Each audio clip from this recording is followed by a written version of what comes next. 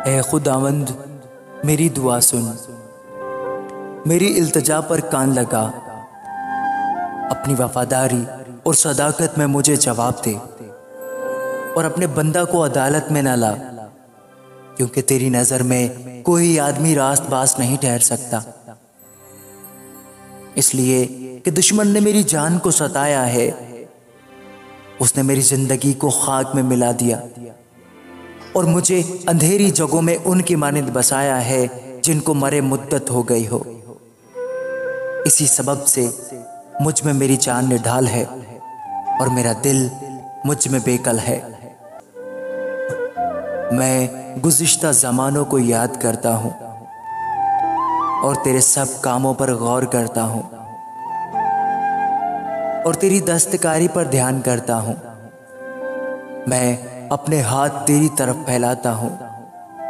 मेरी जान खुश्क ज़मीन की मानिंद तेरी प्यासी है। ए खुदावंद जल्द मुझे जवाब दे, मेरी रूह गुदास हो चली, अपना चेहरा मुझसे ना छुपा। ऐसा ना हो कि मैं कब्र में उतरने वालों की मानिंद हो जाऊं। सुबह को मुझे अपनी शफकत की खबर दे, क्योंकि मेरा तवक्कुल तुझ पर है। मुझे वो राह बता जिस पर मैं चलूं, क्योंकि मैं अपना दिल तेरी ही तरफ लगाता हूं।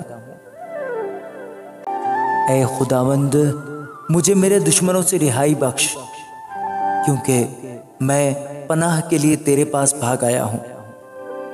मुझे सिखा कि तेरी मर्जी पर चलूं, इसलिए कि तू मेरा खुदा है। तेरी नेक रूह मुझे रास्ते के मुल्क में ले चले। ऐ खुदावंद अपने नाम की खातिर मुझे जिंदा कर, अपनी सदाकत में मेरी जान को मुसीबत से निकाल, अपनी शफकत से मेरे दुश्मनों को काट डाल और मेरी जान के सब दुख देने वालों को हलाक कर दे, क्योंकि मैं तेरा बंदा हूं। आमीन।